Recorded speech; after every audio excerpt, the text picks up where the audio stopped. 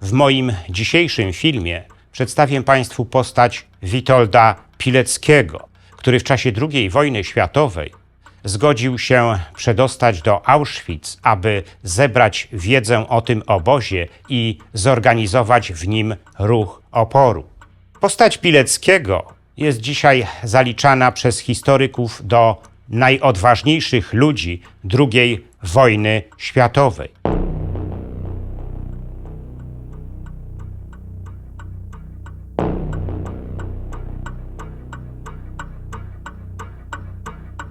Był poranek 19 września 1940 roku. Tomasz Serafiński, szef warszawskiej siatki konspiracyjnej Tajnej Armii Polskiej, obudził się i włożył na siebie ubranie. Nocował w mieszkaniu Eleonory Ostrowskiej, swojej szwagierki, na warszawskim Żoliborzu. Niebawem pod kamienicę, w której mieściło się mieszkanie Ostrowskiej, zajechały niemieckie ciężarówki. Chwilę później Niemcy dobijali się już do mieszkania Ostrowskiej. Gdy wtargnęli do środka, Serafiński miał już na sobie kurtkę i dał się spokojnie im wyprowadzić. Gdy wychodził, szepnął do Ostrowskiej słowa: zamelduj, że rozkaz wykonałem. Ale dokładnie taki był plan Serafińskiego. Zgarniętych mężczyzn Niemcy załadowali na ciężarówki i wywieźli do starego budynku ujeżdżalni, gdzie odbyła się ich rejestracja i rewizja. 2 dni później zapakowano ich ponownie na ciężarówki i zawieziono na warszawski dworzec kolejowy, gdzie czekały na nich już wagony towarowe. Miały ich zawieźć do Auschwitz, nowego obozu, który Niemcy budowali na obrzeżach Oświęcimia. Nikt jeszcze nie wiedział, co to jest za obóz. Tomasz Serafiński nie był wcale tym, za którego się podawał. W rzeczywistości był Witoldem Pileckim, byłym oficerem polskiej kawalerii, który we wrześniu 1939 roku uniknął niewoli i przedostał się do Warszawy. Tam zaangażował się w tworzenie Tajnej Armii Polskiej, konspiracyjnej organizacji, która została później włączona do struktur Związku Walki Zbrojnej. Pilecki kierował siatką tajnych agentów ulokowanych w różnych niemieckich instytucjach na terenie Warszawy. W lipcu 1940 roku, w czasie zorganizowanych przez Niemców łapanek, aresztowano kilku członków siatki Pileckiego i wysłano ich do Auschwitz. Kolejną łapankę Niemcy zaplanowali na 19 września 1940 roku. O tej łapance wiedzieli już konspiratorzy z ZWZ. To właśnie wtedy w Komendzie Głównej ZWZ powstał plan wysłania do Auschwitz ochotnika, który zebrałby informacje o tym obozie i stworzył w nim komórkę ruchu oporu. Do tej misji generał Stefan Rowecki-Grot, komendant główny ZWZ, wyznaczył Pileckiego. I Pilecki zgodził się na tę misję. Pierwsze dni pobytu w obozie były szokiem dla Pileckiego. Gdy zrozumiał podstawowe zasady rządzące obozem, zaczął myśleć o tym, jak dotrzeć do więźniów i namówić ich do stworzenia ruchu oporu. W tym zadaniu pomogli mu przebywający już w obozie koledzy z Tajnej Armii Polskiej, Władysław Dering i Władysław Surmacki, którzy skontaktowali go z innymi więźniami gotowymi wejść do jego organizacji. Michał Romanowicz był jednym z pierwszych jej członków zaprzysiężonych przez Pileckiego. To on pomógł mu w zwerbowaniu następnych więźniów. W ten sposób siatka Pileckiego systematycznie się rozrastała, ale rozrastał się również obóz, który Niemcy postanowili znacznie rozbudować. Pilecki uważnie obserwował, jak dewastuje on więźniów psychicznie i fizycznie. W grudniu 1940 roku postanowił wysłać do Komendy Głównej ZWZ pierwszy swój raport na temat funkcjonowania obozu. Przesłał go za pośrednictwem Aleksandra Wielopolskiego, członka organizacji muszkieterów, który został zwolniony z obozu. Ten raport zawierał postulat zbombardowania Auschwitz przez aliantów. Jego treść stała się później częścią sprawozdania komendanta głównego ZWZ, które trafiło w ręce generała Władysława Sikorskiego, a potem Brytyjczyków. Na początku 1941 roku Pilecki zachorował na zapalenie płuc i dostał wysokiej gorączki. To właśnie wtedy po raz pierwszy śmierć zapukała do niego. Jednak dzięki pomocy Deringa, który pracował w obozowym szpitalu, wyszedł z tej choroby i ponownie zajął się tworzeniem konspiracji w obozie. Wiosną 1941 roku konspiracyjna siatka Pileckiego liczyła już kilkuset członków. Tylko on jeden znał ich personalia. Oprócz organizowania pomocy żywnościowej dla innych więźniów, zbierała ona również informacje na temat funkcjonowania obozu.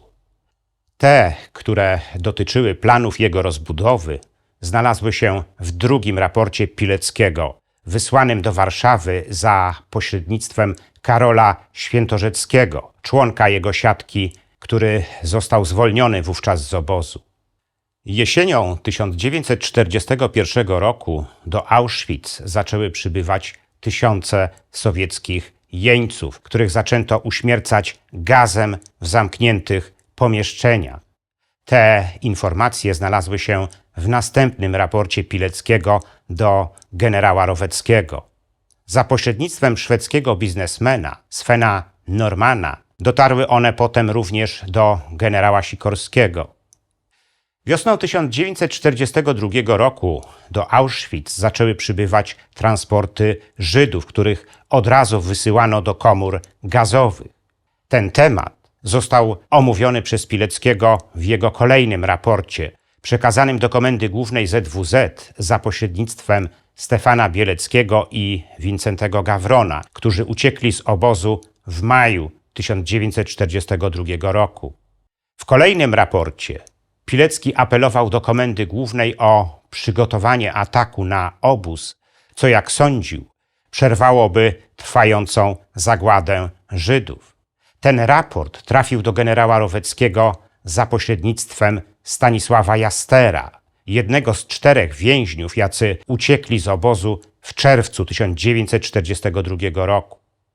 W sierpniu 1942 roku w Auschwitz wybuchła epidemia tyfusu, która dotknęła również Pileckiego. Był tak chory, że tracił świadomość. Istniało więc zagrożenie, że trafi niebawem do komory gazowej. Ale dzięki pomocy Deringa tak się nie stało. Pilecki przeżył epidemię, ale potem dopadła go depresja spowodowana brakiem jakiejkolwiek reakcji na jego raporty i zawarte w nich informacje. Gdy wyszedł z tej depresji, skupił się ponownie na swojej misji. Na podstawie częstotliwości transportów kolejowych, jakie przyjeżdżały wówczas do obozu, oszacował, że liczba zagazowanych Żydów w Auschwitz może sięgać już 500 000. Ta informacja znalazła się w kolejnym raporcie Pileckiego, wysłanym za pośrednictwem Mieczysława Januszewskiego, jednego z 3 więźniów, którym udało się uciec w Boże Narodzenie 1942 roku.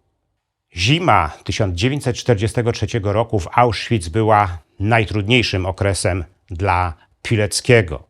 Dopadło go kolejne załamanie.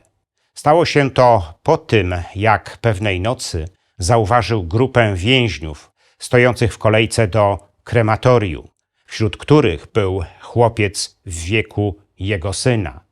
Uświadomił sobie wówczas, że pomimo tego, że stworzył w obozie ruch oporu i myśli o wywołaniu w nim buntu więźniów, nie jest w stanie nawet uratować tego chłopca.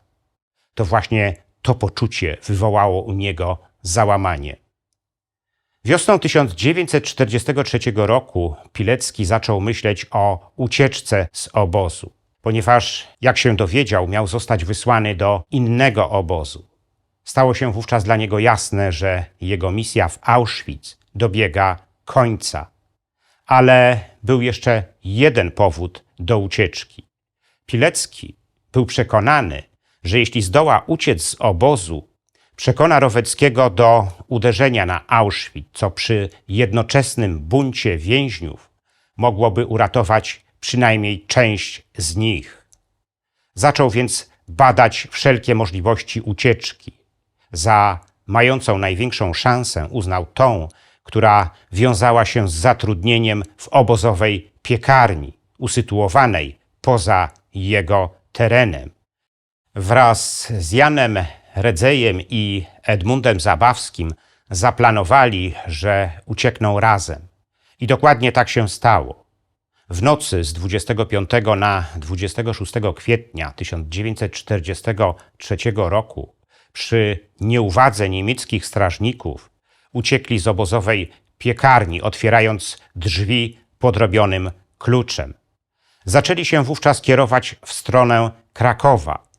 Granicę z generalnym gubernatorstwem przekroczyli w rejonie Alwerni.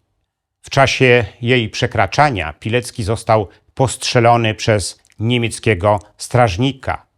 Uciekinierzy dotarli następnie do Bochni, gdzie nawiązali kontakt z miejscową komórką Armii Krajowej.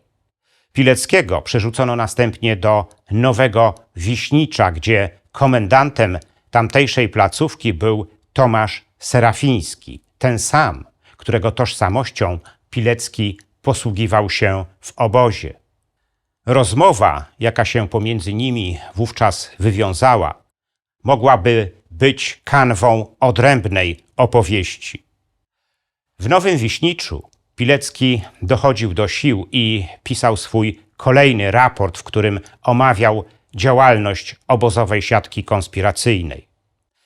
Dopiero w sierpniu 1943 roku, zaopatrzony w nowe dokumenty legalizacyjne, dotarł do Warszawy.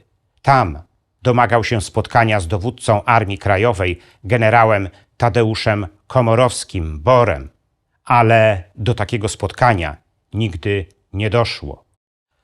Dowództwo Armii Krajowej uznało, że jego pomysł uderzenia na obóz jest całkowicie niewykonalny. Pileckiemu trudno było pogodzić się z taką oceną tej sprawy. Jego frustrację pogłębiło jeszcze bardziej zlikwidowanie Stefana Jastera i jego kuriera. Jesienią 1943 roku Pilecki został awansowany na stopień rotmistrza i włączył się do działalności konspiracyjnej. Wiosną 1944 roku szef Kedywu Armii Krajowej, generał Emil Fildorf-Nil, zaproponował mu wstąpienie do głęboko zakonspirowanej organizacji NIE, która miała podjąć działania dopiero w chwili, gdy Polskę zajmą Sowieci. I Pilecki zgodził się na to. Ale wiosną 1944 roku sytuacja zaczęła się zmieniać.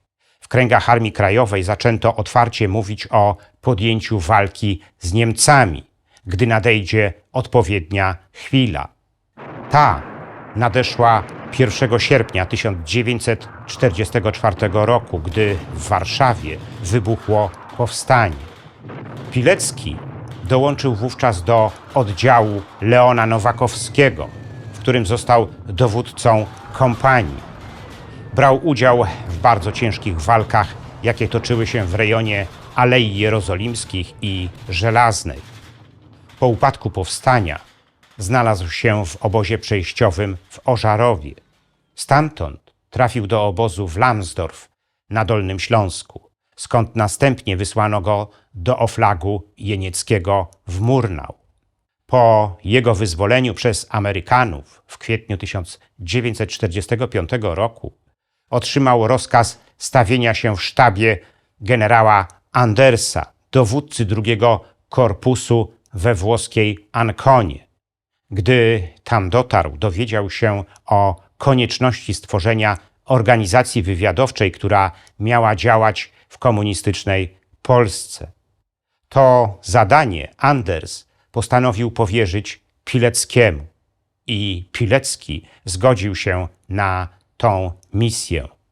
W rezultacie tego w końcu października 1945 roku wyruszył z Włoch i przez Austrię i Czechosłowację dotarł do Polski.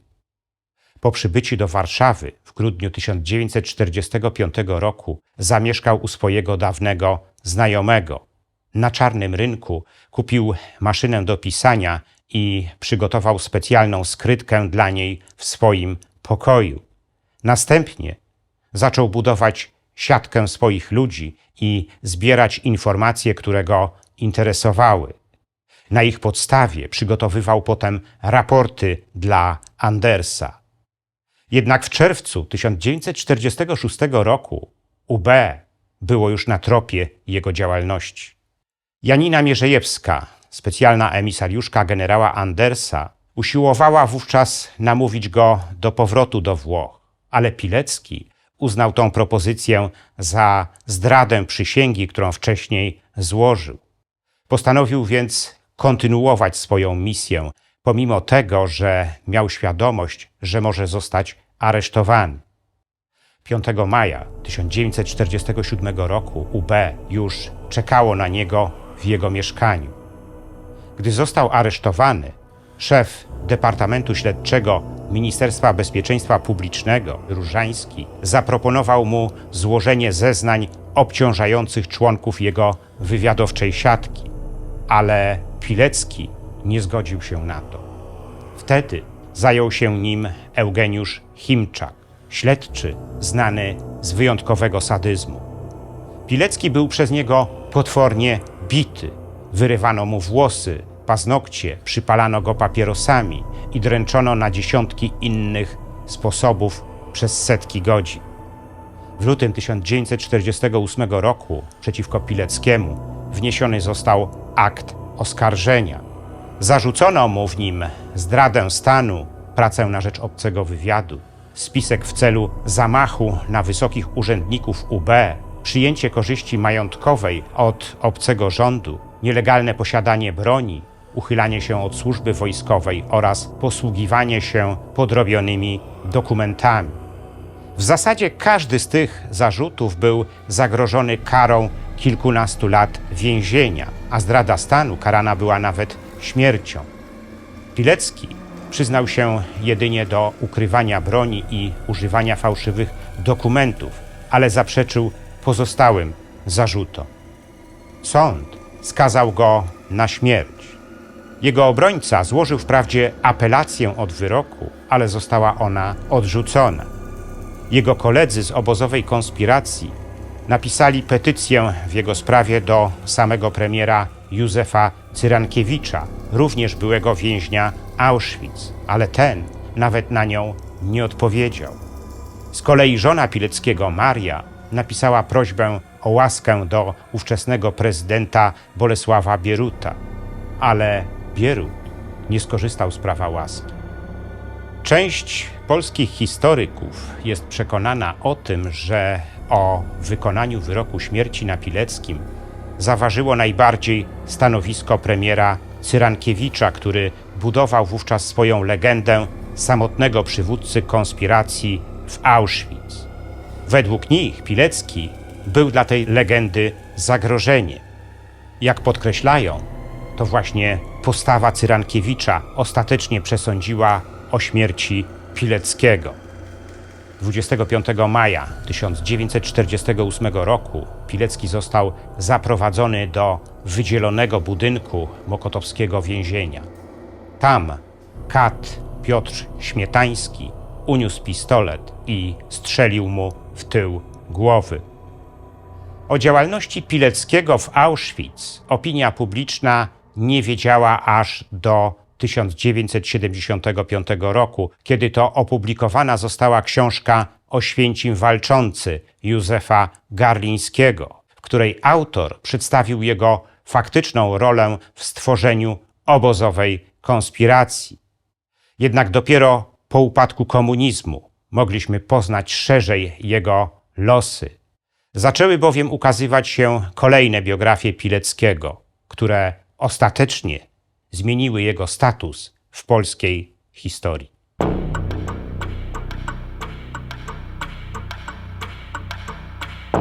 Dziękuję za liczne komentarze moich filmów i wpłaty. W sposób szczególny chciałbym podziękować złotym patronom, którymi są pan Andrzej Maciejewski z Alaski oraz Kancelaria Prawnicza Macieja Ordona w Chicago, a także srebrnym patronom, wśród których są panowie Dariusz Kwoka, Dariusz Wietrzykowski, Arkadiusz Strykowski, Wojciech Trojan, Piotr Jaskiernia, Marek Kozela oraz Kongres Polonii Kanadyjskiej z okręgu Toronto i Stowarzyszenie Nasza Polonia z Australii.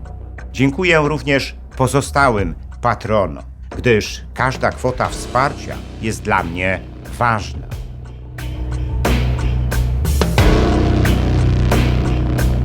Zachęcam wszystkich do wspierania mojego kanału, co pozwoli na jego dalszy rozwój.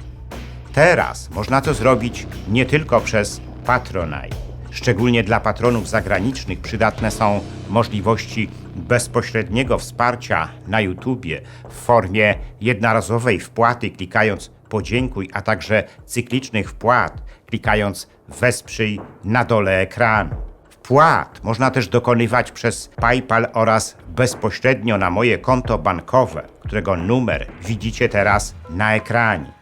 Więcej informacji na temat wspierania kanału na różne sposoby znajdziecie w opisie pod filmem.